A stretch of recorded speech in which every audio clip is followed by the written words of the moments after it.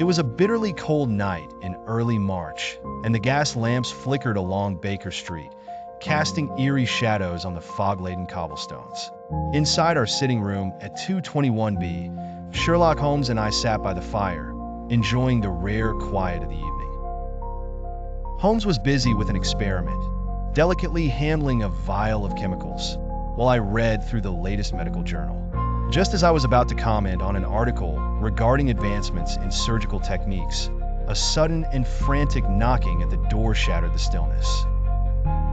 Mrs. Hudson, startled, hurried to answer. Moments later, she ushered in a man who appeared utterly disheveled. His coat was torn, his hands trembled, and his face bore the unmistakable pallor of terror. "Mr. Holmes, Dr. Watson," he gasped, gripping the edge of the chair as if to steady himself. "You must help me. I'm being hunted." Holmes set down his vial and regarded the man with interest. "Calm yourself, sir," he said in his characteristically measured tone, "and tell us exactly who you are and why you believe you are in danger." The man swallowed hard before speaking. "My name is Edward Whitlow, and I am a journalist for the London Gazette.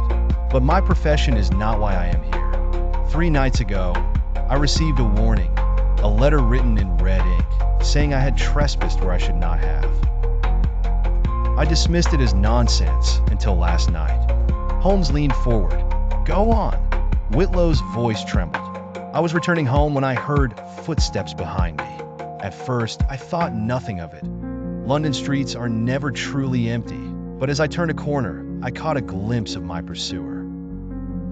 He was tall, dressed all in black, and worst of all, his face was covered by a silver mask. The moment our eyes met, he pulled a dagger from his coat. I barely escaped with my life." Holmes exchanged a glance with me. "And what precisely have you written recently that might have provoked such a violent response?" Whitlow hesitated. "I was investigating a secret society rumored to operate within London's highest circles. They call themselves the Midnight Order. I had not yet published my findings, but I fear they have already discovered my inquiries." Holmes tapped his fingers together. "A secret society, an assassin in the night, and a journalist seeking the truth. Yes, Mr. Whitlow, I believe you have indeed stumbled upon something dangerous. Watson, we have work to do." The next morning, Holmes and I accompanied Whitlow to his apartment. The moment we stepped inside, Holmes's sharp gaze swept over the room. He walked over to the desk where Whitlow kept his notes and files, flipping through them with interest. "You have collected quite a dossier," Holmes remarked. "Financial transactions, names of high-ranking officials, and this is most intriguing." He held up a page filled with cryptic symbols and Latin phrases. Whitlow nodded. "That was slipped under my door the night before the attack. I have yet to decipher it." Holmes examined the document closely.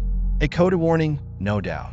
But more importantly, this means your enemies have been inside your building, close enough to leave you messages." At that moment, I noticed something unusual. "Holmes, the window latch is broken." Holmes strode over and inspected it. "Forced open from the outside. The assassin did not merely follow you, Mr. Whitlow. He was inside your home." Whitlow's face turned white. Holmes turned to me. "Watson, I believe we shall have a most interesting evening. We must lay a trap." That night, Holmes and I concealed ourselves inside Whitlow's darkened apartment while he stayed at a nearby inn for safety. The room was silent except for the occasional creak of wood as we waited. Then, at precisely midnight, we heard it. A faint click, the unmistakable sound of a window being carefully opened. Holmes and I exchanged a glance. A dark figure slid inside, moving with the grace of a trained killer. The silver mask caught the moonlight, giving the intruder an almost spectral appearance. The assassin moved straight to Whitlow's desk, rifling through the papers. Holmes struck first, leaping forward and knocking the intruder off balance. The man recovered quickly, drawing a long, curved dagger. "Watson!" Holmes called as the assassin lunged at him. I fired my revolver, narrowly missing as the figure twisted away with inhuman agility. The shot, however, had served its purpose.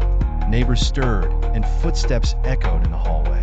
Realizing he was cornered, the assassin turned and dove through the window, disappearing into the night. Holmes and I rushed after him, tearing through the narrow London streets.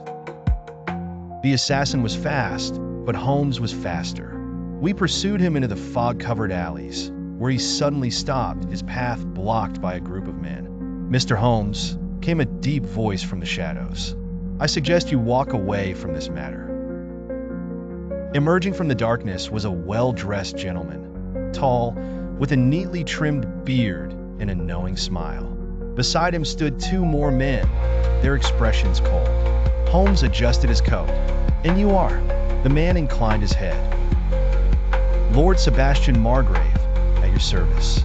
I am simply a concerned citizen, hoping to prevent further unpleasantness." "The Midnight Order," Holmes mused. "A gathering of influential men who protect their secrets at any cost." Margrave smiled. "You are perceptive, Mr. Holmes, but I advise you, this affair does not concern you." Holmes stepped forward, unfazed.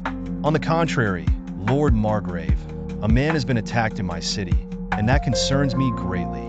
Margrave sighed. "A pity. I had hoped you would understand that some truths should remain buried." At his signal, the assassin moved, striking with deadly precision. Holmes dodged, and before the assassin could react, I fired a warning shot into the air. "Enough!" Margrave raised a hand. "Holmes, you are a formidable opponent. But remember this: powerful forces shape this world, and not all battles can be won."